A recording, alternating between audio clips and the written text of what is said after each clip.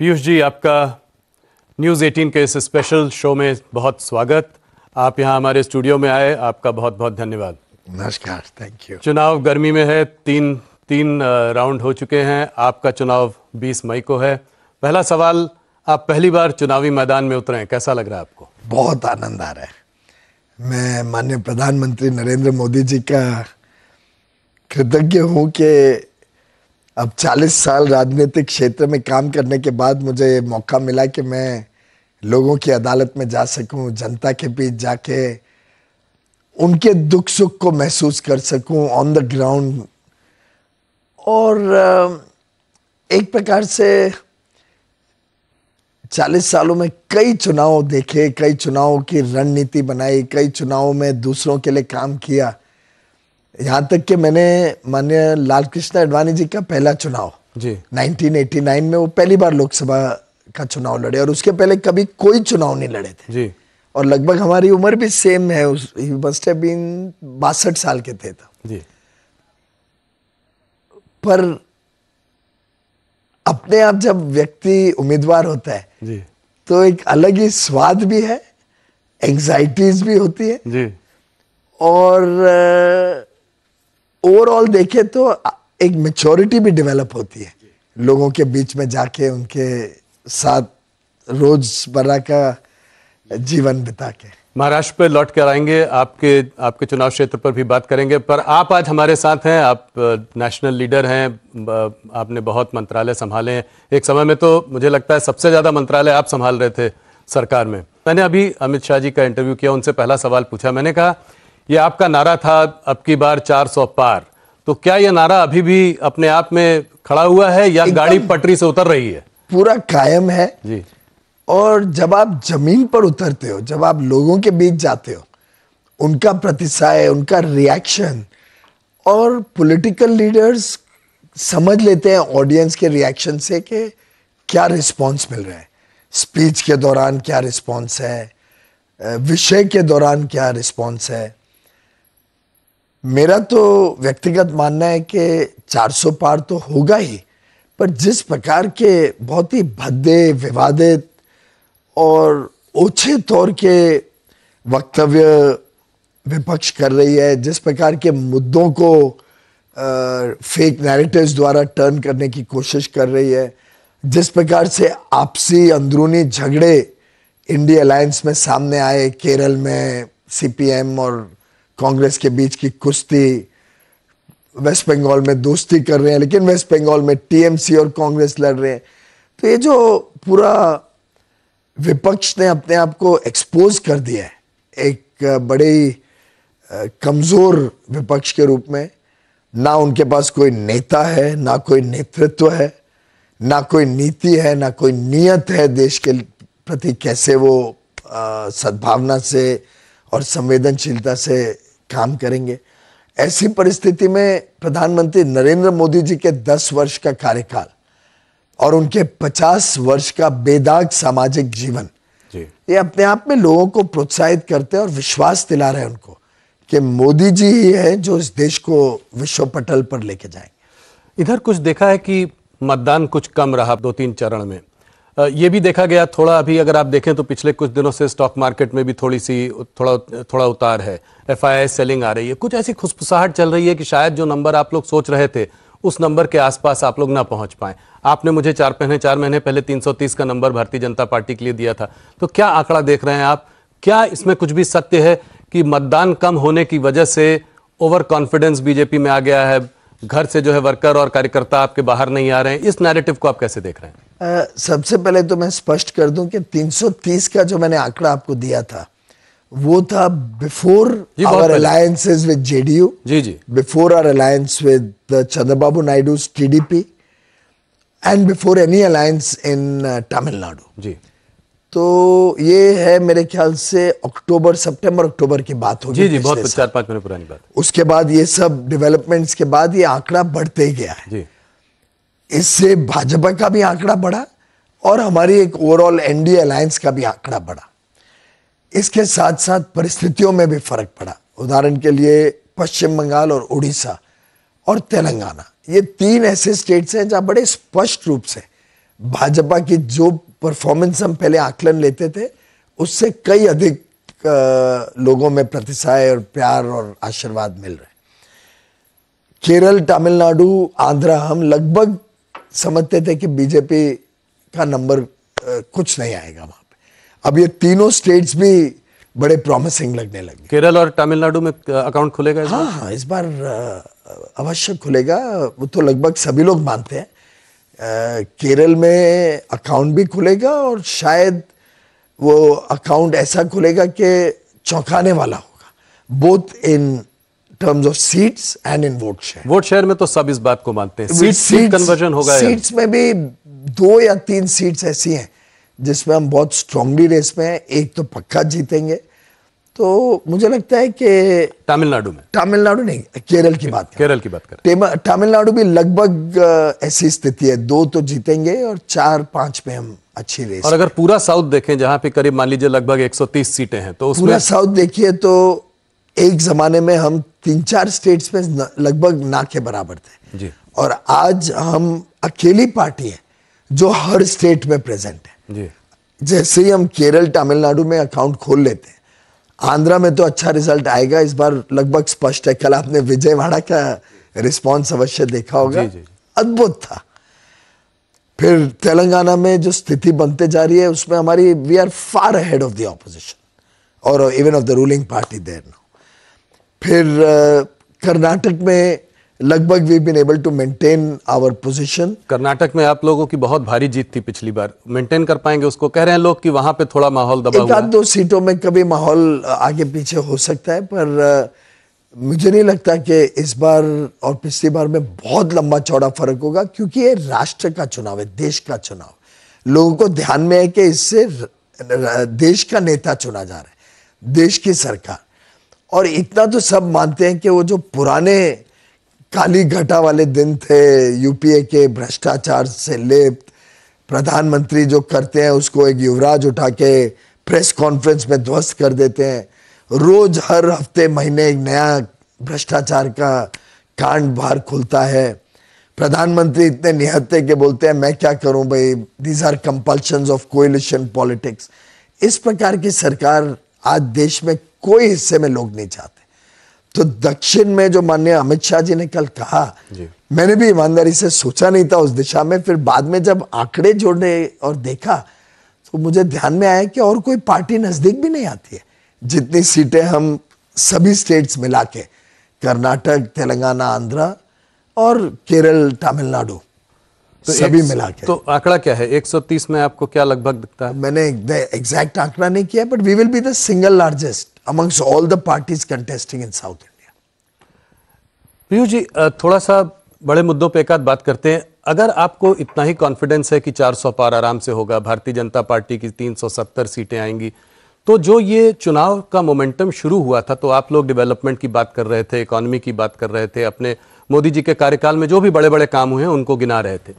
इधर इधर खास करके 2 चरण के बाद ये देखने को मिला कि अब जो है पूरा चुनाव हिंदू मुसलमान पर आ गया है। प्रधानमंत्री जी ने भी राजस्थान में अपने रैली में इसकी बात करी, यहां तक कि यह बात हुई कि कांग्रेस जो है वेल्थ डिस्ट्रीब्यूशन की बात कर रही है, हिंदुओं का जो है कि जमा पूंजी लेकर मुसलमानों में बांट देगी, घुसपैठियों में बांट देगी।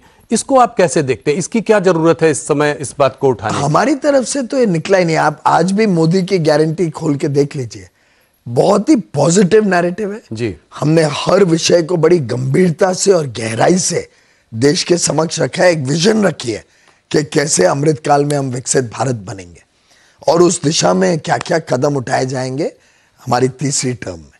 मुझे लगता है कि दुर्भाग्यपूर्ण है कि कांग्रेस के मैनिफेस्टो आने के बाद उनका पोल खोल हो गया, उनका खुलासा हो गया कि वो अभी भी तुष्टीकरण की सोच में है, वो अभी भी सैम पिट्रोडा जी के दिखाए हुए आर्थिक विषयों पे चलने की सोच रहे हैं। उनके लिए अभी भी जो भेदभाव की राजनीति है वो प्राथमिकता लेती है और उन्होंने जिस प्रकार के भ्रम पैदा करने की कोशिश की समाज में, उसको हमें लोगों के बीच में ठीक से प्रेजेंट करना आवश्यक लगा। और मैं समझता हूँ डेवलपमेंट और पॉजिटिव एजेंडा की बातें हमने नहीं बंद किया लिखनी, पर स्वाभाविक रूप से मीडिया हो, सोशल मीडिया हो, उसमें चटपटी बातें, थोड़ा बहुत एक्साइटमेंट या टीआरपीज और हेडलाइन हंटिंग तो रहती है।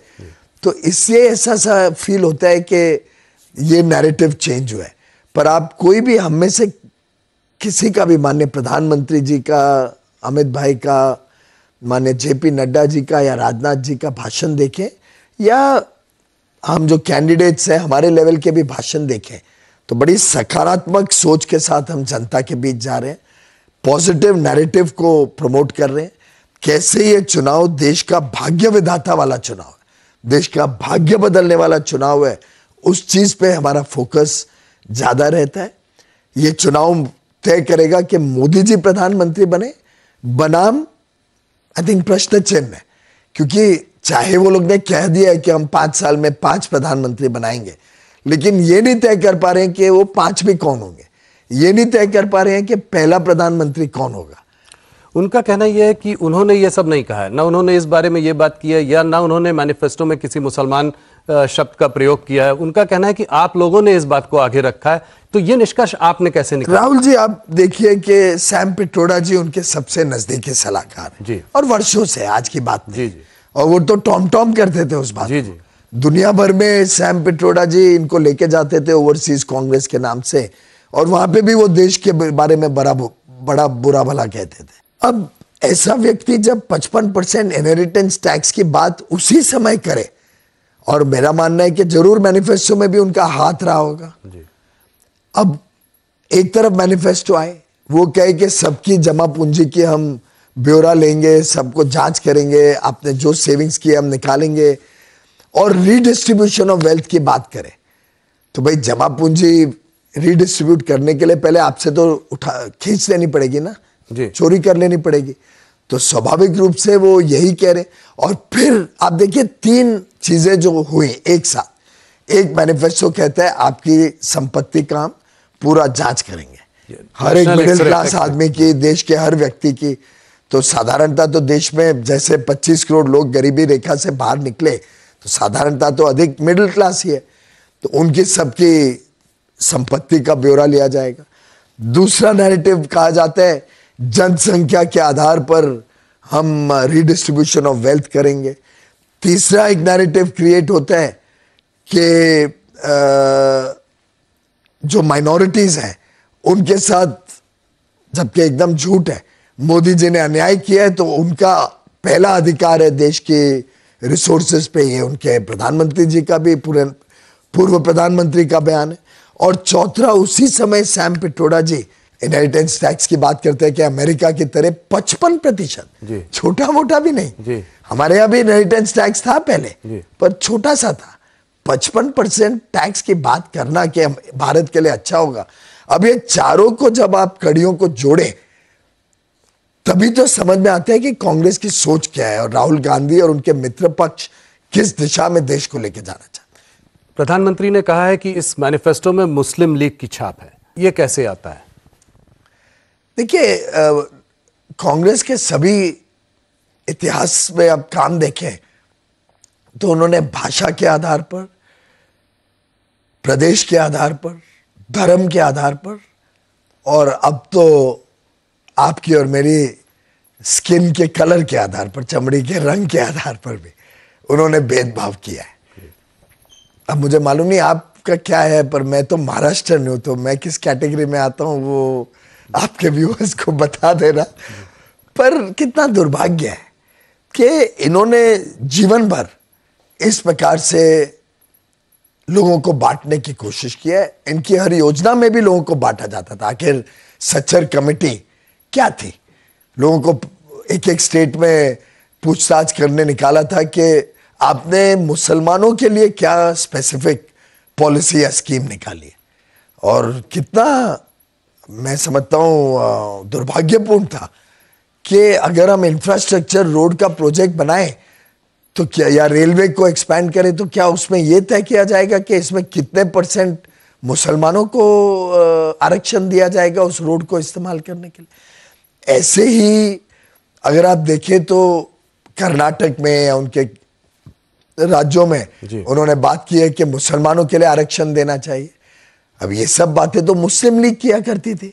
आप तो लोगों ने इनके करनी में और इनके कहनी में जो मैनिफेस्टो था और इनके काम जो है, इनके राज्य सरकार जो थोड़ी बहुत रह गई है, उसके काम को देखते हुए और जिस प्रकार से लगातार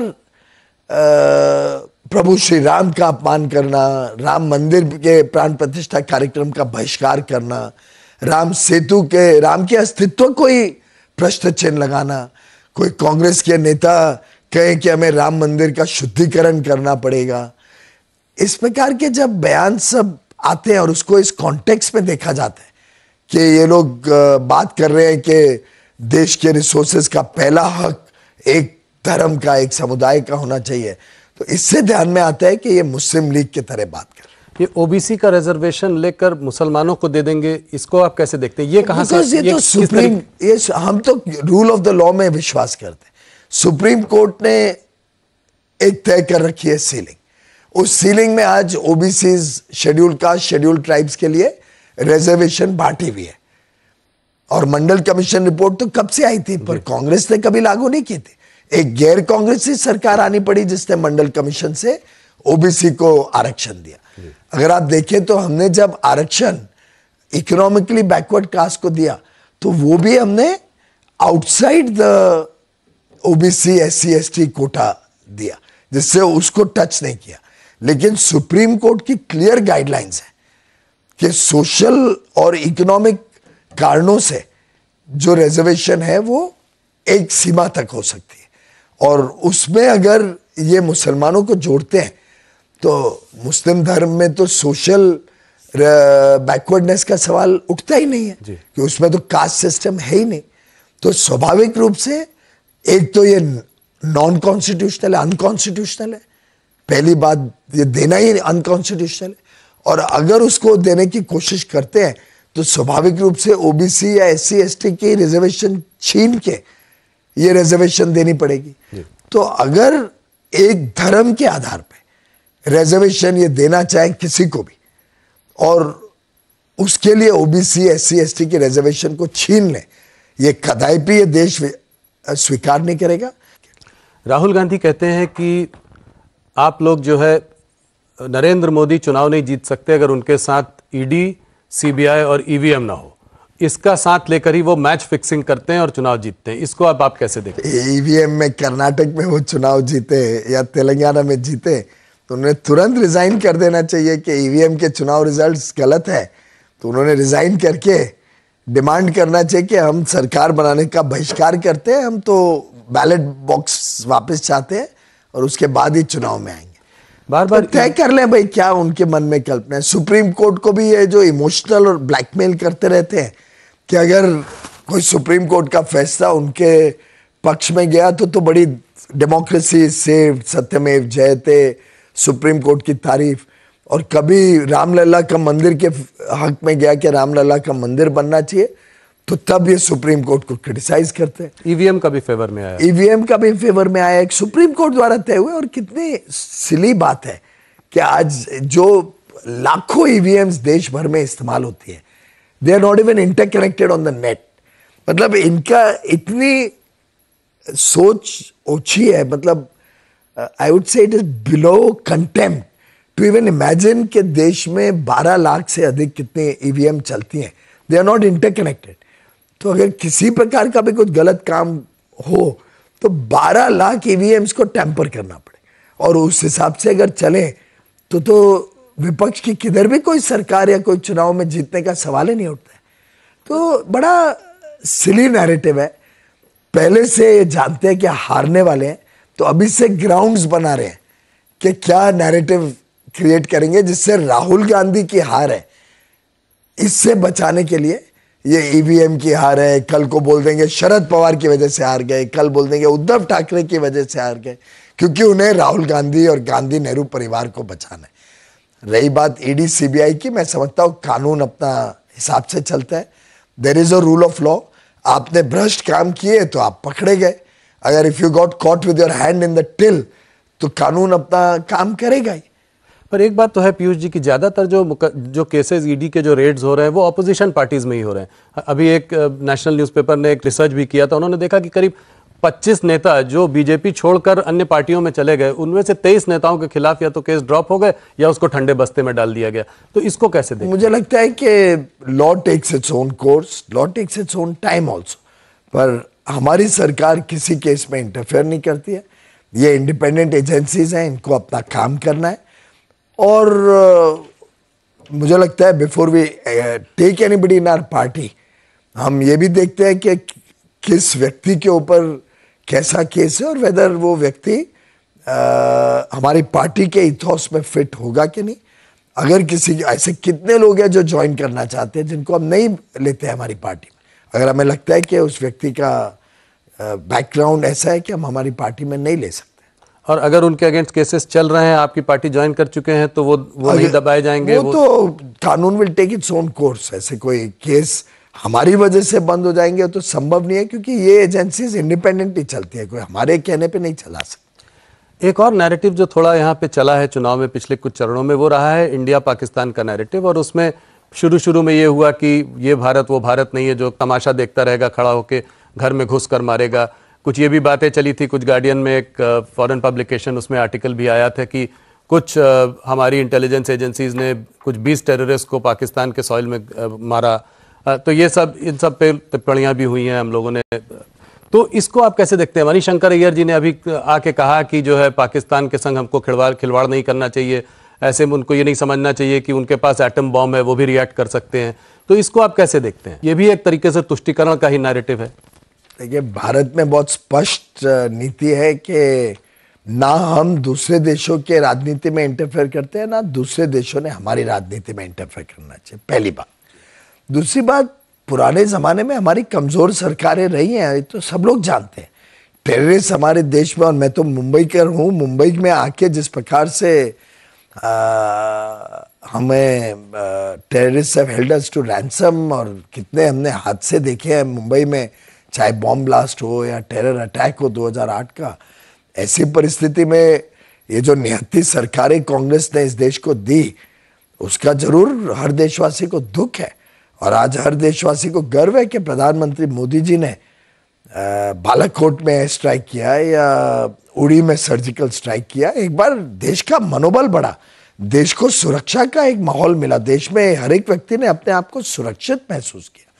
और ये बड़ा मुद्दा है लोगों के बीच में। एक महिला ने मुझे देखते ही कहना शुरू किया, आप मेरी बात मोदी जी तक पहुंचाइए, क्या हम बहुत खुश हैं, मोदी जी को ही वोट करेंगे। और मैं एक महिला के नाते कहना चाहती हूँ कि मैं अपने आप को सुरक्षित महसूस करती हूँ आज भारतीय होने में। और फिर लंबा उन्होंने एक बड़ा ओजस्वी, बहुत एक्साइटमेंट के साथ 1-1.5 मिनट तक मुझे सुनाती रही कि मोदी जी को ये बताना, मोदी जी को ये बता। तो आई टेल यू, आज मूड ऑफ द नेशन है कि भारत को फाइनली स्वाभिमान मिला है। भारत अब झुकने वाला नहीं है किसी के साथ।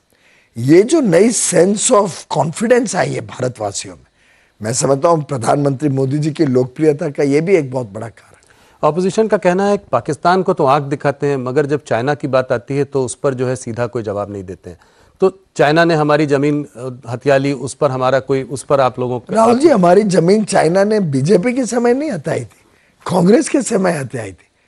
वो तो कांग्रेस कटघरे में, और कांग्रेस ने जवाब देना है कि हमारी जो जमीन चाइना ने उनके समय ली, जिस युद्ध को हम हारे कांग्रेस के समय, उसका जवाब तो दे पहले कांग्रेस।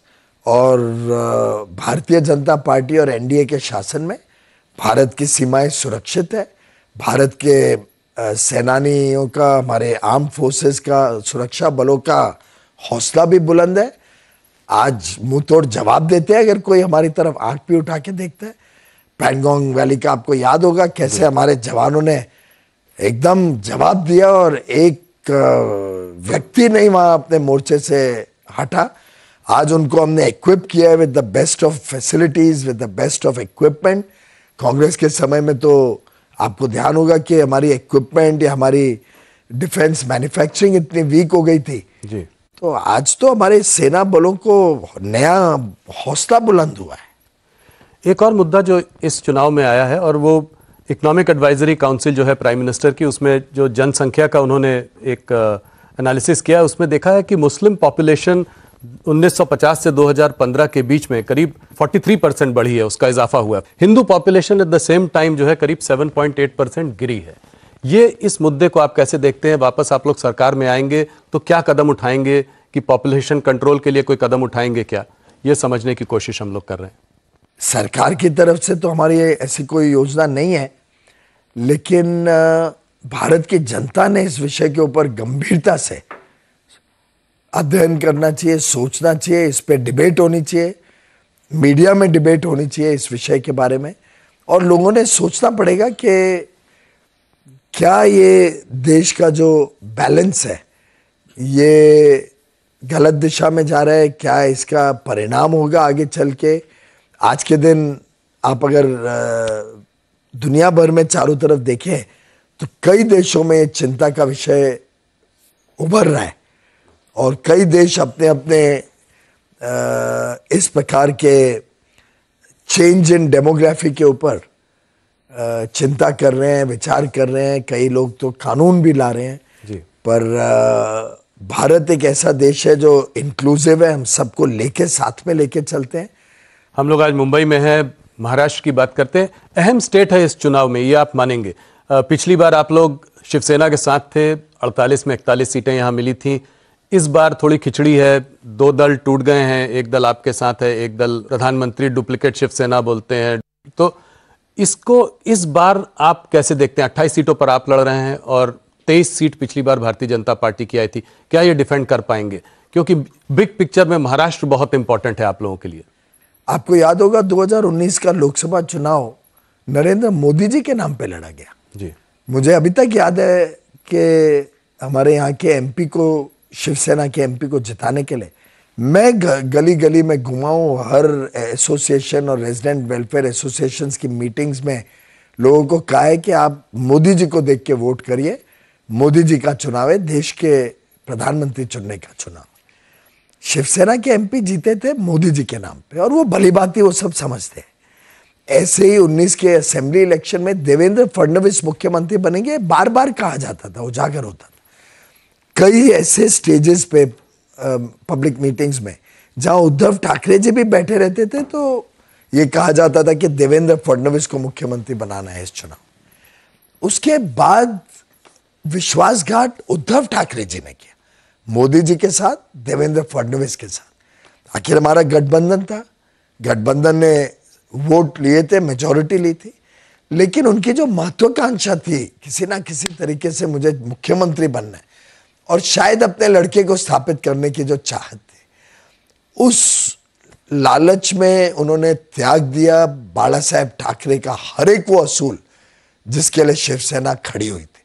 हिंदुत्व को त्याग दिया उन्होंने। बाला साहेब ने जो बड़ा फेमस उनका वाक्य है कि मैं अपनी पार्टी बंद कर दूंगा लेकिन कांग्रेस से कभी गठबंधन नहीं करूंगा, उसको त्याग दिया। और तुष्टीकरण की राजनीति के साथ उद्धव ठाकरे जी जाके राहुल गांधी की गोद में बैठ गए। मैं समझता हूं कि शिवसेना के अंदरूनी इसका काफी गुस्सा था। एमपी एमएलए भी देख रहे थे कि उनका अगली बार कोई अस्तित्व नहीं रहेगा इस प्रकार से, और इस परिस्थिति में लगभग पूरी शिवसेना ने तय किया कि हमें नेता बदलना पड़ेगा। और जब नेता बदला, उन्होंने एकनाथ शिंदे जी को नेता बनाया, तो कुछ लोगों ने तय किया कि वो पार्टी के बाहर रहेंगे। उद्धव ठाकरे जी एक स्प्लिंटर ग्रुप बन के रह गए, कुछ 2-4 सीनियर लीडर्स ही हैं उनके पास, बाकी पूरे एमपीज एमएलएज अधिकांश तो ओरिजिनल शिवसेना के साथ ही। तो ये कोई स्प्लिट नहीं है, शिवसेना इज इंटैक्ट, छोटा स्प्लिंटर ग्रुप बाहर है। वैसे ही Rashtrawadi Congress, Ajit Pawar is the natural leader. Sharad Pawar अपनी लड़की को बचाने के लिए उन्होंने अपनी पार्टी को त्याग दिया, नहीं तो 14 में भी बीजेपी के साथ गए, 17 में जाना चाह रहे थे, 19 में गए और फिर बैक ट्रैक किया। ऐसा नहीं लगता कि कुछ सिंपैथी हो सकती है उद्धव ठाकरे और शरद पवार की? सिंपैथी तो मोदी जी और फडणवीस के लिए होगी, क्योंकि आफ्टर ऑल धोखा तो इनको दिया गया, बैक स्टैप तो इनको किया गया, विश्वासघात तो मोदी जी और फडणवीस जी के साथ हुआ। तो इफ एट ऑल सिंपैथी होगी तो अधिकांश लोगों में इनके लिए सिंपैथी होगी, कुछ मात्रा में अजीत पवार के लिए सिंपैथी होगी जिसको पॉन बनाया गया अपोजिशन का कहना है कि आप लोग इतने कॉन्फिडेंट हैं महाराष्ट्र में एक तरफ, और दूसरी तरफ प्रधानमंत्री कह रहे हैं कि शरद पवार और उद्धव ठाकरे, शरद पवार जो है अजीत पवार को ज्वाइन कर सकते हैं। तो ये कोई मैसेजिंग है, इसको कैसे पढ़ा जाए, इसको कैसे देखा जाए? मुझे लगता है उन्होंने तो सिर्फ जब शरद पवार जी ने घुटने टेक दिए और उन्होंने बताया कि अब हम हमारी पार्टी या छोटी पार्टियां कांग्रेस में विलीन हो जाएंगी, तो ये स्पष्ट हो गया। ये बारामती के चुनाव के बाद का, तो ये तो स्पष्ट हो गया कि उनका अंदाजा आ गया है कि बारामती में सुनेत्रा पवार जी जीत रही है और सुप्रिया सुले जी हार रही है, और उनको ध्यान में है कि उनके पास तो एक ही लक्ष्य है कि कैसे सुप्रिया सुले जी को बचाना। तो अब तो ना उनके पास राज्यसभा रहेगी देने के लिए, लोकसभा हार जाएंगे, तो इसलिए शायद उन्होंने सोचा होगा कि मैं सुप्रिया सुले को कांग्रेस ज्वाइन करा दूंगा, पार्टी में और कुछ तो रखा ही नहीं है। तो सुप्रिया सुले जी कांग्रेस ज्वाइन कर देंगी तो वैसे ही उनका जो स्प्लिंटर ग्रुप है उसमें भी कुछ ज्यादा रहेगा नहीं। वैसे ही उद्धव ठाकरे जी तो कांग्रेस की बी टीम बन गए, उनके ही कहने पे, उनके ही सलाह मशूरे पे चल रहे हैं। तुष्टीकरण की राजनीति has become the calling card of Uddhav Thackeray ji, जो कितनी हैरानी की बात है। उन्होंने हिंदुत्व को त्याग दिया, बाला साहेब के सभी मूल सिद्धांतों को त्याग दिया। इस बार महाराष्ट्र में काफी मुसलमान उद्धव ठाकरे सेना को वोट कर रहे होंगे। हाँ, आजकल तो मुसलमान वोट्स की राजनीति के पीछे उद्धव ठाकरे जी दौड़ के जा रहे हैं। इसलिए मैंने कहा कि बाला साहेब को तो कितनी तकलीफ हो रही होगी आज के उनके लड़के के व्यवहार को देख के, पर उनको ये भी संतुष्टि होगी कि एकनाथ शिंदे जी ने उनके मूल सिद्धांतों को अभी भी संभाल के रखा है और शिवसेना उनकी इंटैक्ट है। दुर्भाग्य है कि खुद का लड़का ही वो सिद्धांतों को छोड़ गया, लेकिन मेरा मानना है कि जो हमारी नीति है, हमारी महायुति की नीति है, हम मुसलमानों को भी इनवाइट करते हैं। और मैं तो अपने क्षेत्र में देख रहा हूँ भारी मात्रा में हमारे मुस्लिम भाई बहन हमारे को समर्थन दे रहे हैं, हमारे साथ हैं। कल भी पूरा एक बड़ा ग्रुप हॉकर्स का आया था मेरे कार्यालय में। उन्होंने सबने कहा मोदी जी ने हमारे ध्यान रखा है, हमें स्वनिधि योजना दी, हमें अलग अलग प्रकार की योजनाओं से लाभ मिला है, ट्रिपल तलाक के कानून से हमारे माता बहनों को सुरक्षा मिली है, हमारी बेटियों की हमें चिंता रहती थी, हमें मोदी जी ने उससे निजात दिलाई, बेटियों की चिंता से। एक डायरेक्ट सवाल आपसे और पूछना चाहूँगा, आपने मुसलमानों की बात की, पर महाराष्ट्र में यहाँ पे मराठा सेंटिमेंट जो है वो क्या भारतीय जनता पार्टी के अभी थोड़ा अगेंस्ट है? यहाँ पे मराठा एजिटेशन हुआ, मनोज जरांगे पाटिल जी ने जो है एजिटेशन किया, आज भी कुछ क्लैरिटी है क्या इसमें? क्या मराठा भारतीय जनता पार्टी के साथ है? और ये एक बहुत बड़ा वोट ब्लॉक है यहाँ। देखिए, पूरी मराठा समाज समझता है कि अगर उनके हितों की रक्षा कोई कर सकता है तो प्रधानमंत्री नरेंद्र मोदी जी, और मोदी जी और यहाँ पे हमारी महायुति की सरकार, ये जो डबल इंजन सरकार है, यही मराठा हितों का आरक्षण कर सकती है। वो जानते हैं कि उनका वोट अगर इधर उधर दे दें तो विफल हो जाएगा, ना कोई चुन के आ पाएगा, ना कोई उनके हितों की रक्षा कर पाए। तो मुझे पूरा विश्वास है कि मराठा भाई बहन महाराष्ट्र के मोदी जी के साथ है और मोदी जी को ही समर्थन आशीर्वाद देंगे। पीयूष जी, मुंबई नॉर्थ आपकी सीट, भारतीय जनता पार्टी का गढ़ रहा है, पिछली बार भी बहुत भारी जीत हुई थी। क्या पिछले बार के मार्जिन को बीट कर पाएंगे आप? ये तो जनता जनार्दन ही तय करती है क्या बीट कर पाएंगे क्या नहीं, पर अभी तक जो स्नेह, जो आशीर्वाद, जो समर्थन जमीन पे मुझे मिला है, जहां जहां मैं गया हूं मैंने देखा है, झुग्गी झोपड़ी हो, कोई समाज हो, कोई ऐसा व्यक्ति नहीं है, कोई ऐसा पूरे प्रदेश में, पूरे कॉन्स्टिट्यूएंसी में, क्षेत्र में मेरे को क्षेत्र नहीं दिखा, लोग नहीं मिले जिनका रत्ती भर भी मैंने नेगेटिविटी देखी हो। जी। समाज का हर वर्ग आज मोदी जी के साथ जाना चाहता है। ये वोट तो मोदी जी के लिए आशीर्वाद के रूप में उत्तर मुंबई के लोग देंगे।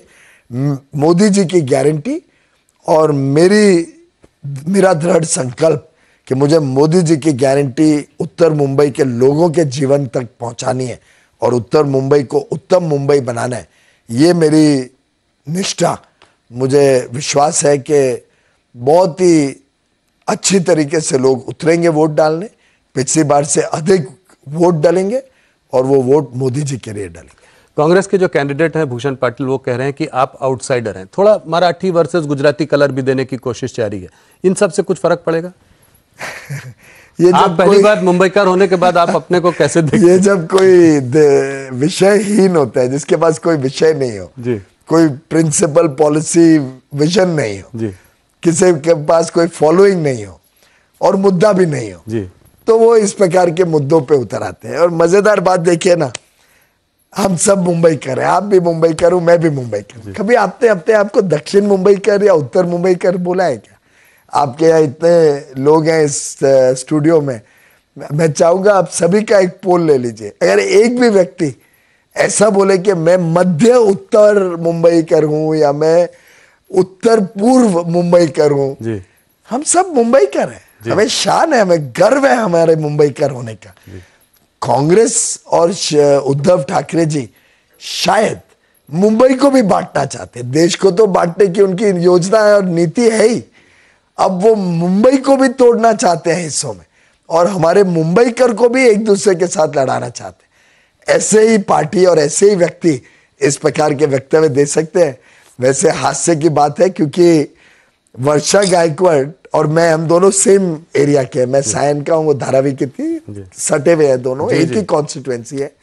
उन्होंने ये आउटसाइडर वाली बात कांग्रेस की अध्यक्षा के रूप में शुरू की, और अब वो स्वयं धारावी छोड़ के बांद्रा सांता क्रूज में आ गए ये लड़ने। पता नहीं वो अपने आप को वह इनसाइडर मानते हैं या आउटसाइडर।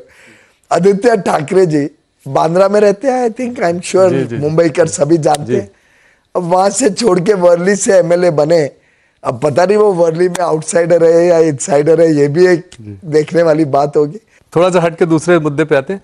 मुंबई में बैठे हुए हैं, यहाँ पे भी तुष्टीकरण की बात चल रही है। कोई कह रहा था कि हेमंत करकरे जी को जो है आरएसएस के कोई सिंपैथाइजर पुलिस वाले ने मारा, उसको कसब ने नहीं मारा। इन सब चीजों को आप कैसे देखते हैं? मैं समझता हूँ शर्म की बात है। एक हमारे सेना को तो छोड़ सकती है कांग्रेस। कांग्रेस, उद्धव ठाकरे जी, ये जो MVA so called Mahavikas Aghadi है, इन सब ने कम से कम हमारे सेना बलों का तो मनोबल नहीं तोड़ना चाहिए, उनकी सैक्रिफाइस को तो नहीं बिलिटल करना चाहिए, ऊंचा बना देना चाहिए। आप देखिए, अब बाटला हाउस में भी यही किया था। इन्होंने कश्मीर में भी बार बार हमारे सेनानियों को एक प्रकार से बहुत ही नीचा दिखाया। वो स्टोन थ्रोअर्स उनके लिए अच्छे थे, और जो सेना के ऊपर पत्थरबाजी होती थी वो उनको तकलीफ देती थी, इंडिया अलायंस के घटकों को। और अब जब बंद हो गया आर्टिकल 370 हटने के बाद, तो उनको दिखता नहीं है कि कैसे बदलाव आया है लोगों के जीवन में जम्मू कश्मीर।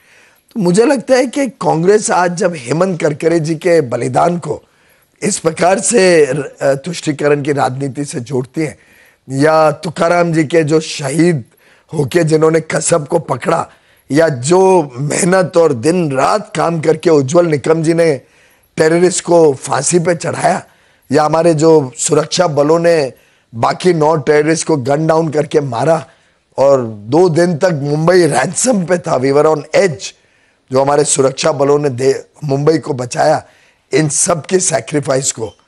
और कितने सारे हमारे मित्र, मेरे स्वयं के मित्र, उस 2008 के टेररिस्ट अटैक में अपने जान निछावर कर चुके हैं, कि उनका जीवन चला गया इस अटैक में। ऐसे में इस प्रकार के बयान जब आते हैं कांग्रेस नेताओं से, तो मुझे लगता है कांग्रेस हो, उद्धव ठाकरे हो, शरद पवार हो, ये देश के साथ विश्वासघात कर रहे हैं, हर महाराष्ट्रन के साथ, हर मुंबईकर के साथ विश्वासघात कर रहे हैं। जमीयत उलेमा ने भी कहा है कि फतवा जारी किया है कि मुसलमानों को कांग्रेस, उद्धव ठाकरे और शरद पवार की पार्टी को जो है वोट देना चाहिए। राज ठाकरे जो कि आपके संग जुड़े हुए हैं इस वक्त, उन्होंने कहा है कि मैं भी फतवा जारी करता हूं, हिंदुओं को सबको भारतीय जनता पार्टी और शिंदे सेना और अजीत पवार जी को वोट देना चाहिए। कैसे देखते हैं आप इसको? देखिए, ये तो राज ठाकरे जी कोई रिलीजियस लीडर नहीं है जी, ये तो उन्होंने गुस्से में, आक्रोश में ये बात कही कि ऐसे फतवा देने का किसी को अधिकार ही नहीं है। ये तो एक प्रकार से it was a reaction and a counter attack. जो फतवा रिलीजियस ग्राउंड पे, धर्म के आधार पे, धर्म के गुरु देते हैं, उस फतवे का हम घोर निंदा करते हैं। इस प्रकार का फतवा देके सामाजिक समरसता बिगड़ती है। और राज ठाकरे जी तो पॉलिटिकल लीडर है। पॉलिटिकल लीडर तो अपील करते हैं। पॉलिटिकल लीडर अपनी बात रख के लोगों का समर्थन, आशीर्वाद का अनुरोध करता है।